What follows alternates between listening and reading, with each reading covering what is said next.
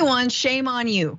But fool me 300 times and I must be the US media covering Donald Trump during election season. That's right, Meet the Press of NBC News, now under the helm of Kristen Welker, sat down with Donald J. Trump and what can only be described as an incredibly softball interview. They're at it again, people. We're filming empty podiums. Let's go. Here was the very first little clip that caught our eye on how little Kristen Welker pushed back when Donald Trump just openly spouted lies. Take a look. You are facing 4 indictments, 91 felony charges. If you would say it properly, I'm facing 4 Biden indictments. He told the Justice Department to indict him, or Merrick Garland said, let's indict him. Let me ask you this, Mr. President. They indicted their political opponent. I just want to hear from you on this. I want to know what's in your head. When you go to bed at night, do you worry about going to jail? No, I don't really. I don't even think about it. I'm built a little differently, I guess, because I have had people come up to me and say, how do you do it, sir? How do you do it?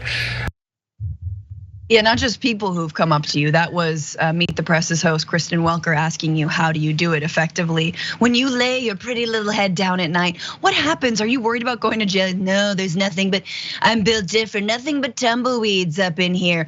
But Senator, I wanna turn it to you because this stuck out, and we want to play that full clip because after he says these are Biden indictments, right? Yeah. Biden was the one to do this. This was politically motivated.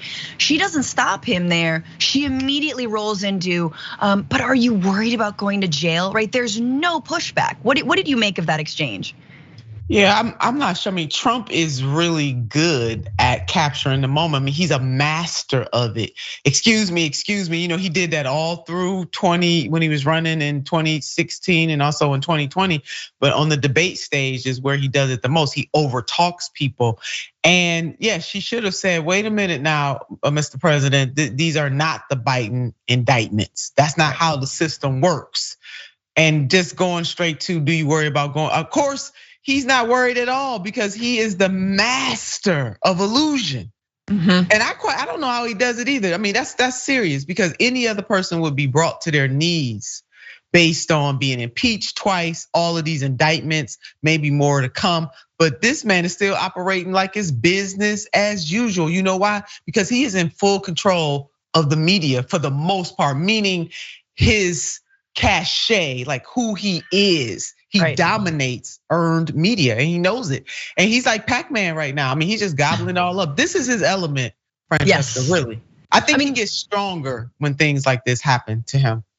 I mean, I would agree, and especially when you have these interviews, the worst that could ever happen to Donald Trump is not getting a Meet the Press interview, is not getting the sit down, is not getting that phone call. I mean, I said this from the beginning, but the worst thing that could have ever have happened to Donald Trump, some people were like, oh no, Huffington Post ran his political campaign initially, remember in 2015 in the comedy entertainment section. I was like, no, keep doing that. Keep taking him non-seriously. That was the problem, is that everyone was like, oh, he's really gonna build a wall. No, not if you keep gassing him like that. Anyway, there's so much more from this interview. Maybe there's pushback, we'll see.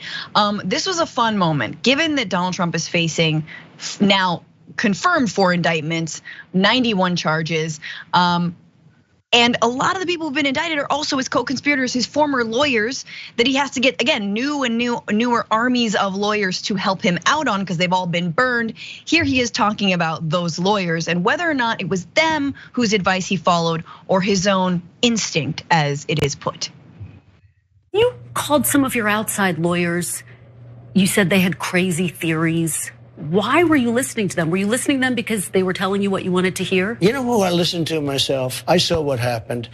I watched that election and I thought the election was over at 10 o'clock in the evening. You were listening to your instincts.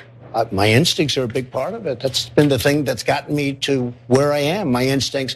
But I also listen to people. There are many lawyers, I could give you many books. There are books that are written on how the election was rigged. There are numerous books that were written on how the election was rigged. Just to be clear, were you listening to your lawyer's advice or were you listening to your own instincts? I was listening to different people, and when I added it all up, the election was rigged. When I did the calculation in my tumbleweed brain, it was all rigged. I mean, I don't really know what this line of questioning is, because we know that he's lying. She knows he's lying. He knows he's lying. He knows his lawyers told him to lie. Is she trying to give him an out, or is she trying to nail him as, yes, it was him who directed everyone? These are already the charges, for example, in Georgia. He was the helm of this massive racketeering scandal and scheme to defraud the American people. But again, this is him throwing them under the bus. That's not a good look, in my opinion. But he didn't fully, some of them he says, oh, they're not really, you just get a recommendation, they're not really great. But ultimately, I listened to my own wonderful instinct. Nina, what else were we expecting him to say? Of course he's gonna say his instinct is correct. Yeah, no, nothing else. I mean, he was honest here. I don't know, I think Christian was trying to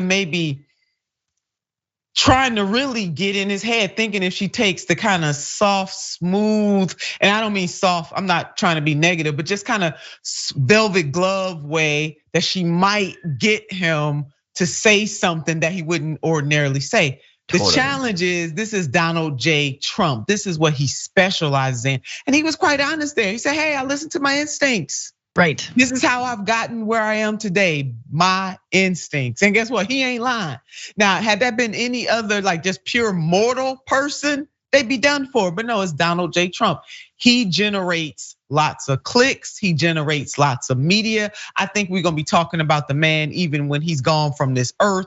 He is going to continue to dominate conversation, and he knows it. And then about books being written, I mean, anybody can write a book, Mr. President. Are those books, is there any truth in those books? You know, and I know, he knows, his team knows, there was nothing rigged about the 2020 election. He lost the election, and it's too much for his fragile ego to take. So here we are with him doing it again in 2024. It is as simple as that. For more political news, breakdowns, interviews, stories of activism, and me trying my hardest to care about the occasional big celebrity news story, subscribe to our YouTube channel at youtube.com/The Damage Report. And you can ring the bell wherever it is so you don't miss anything.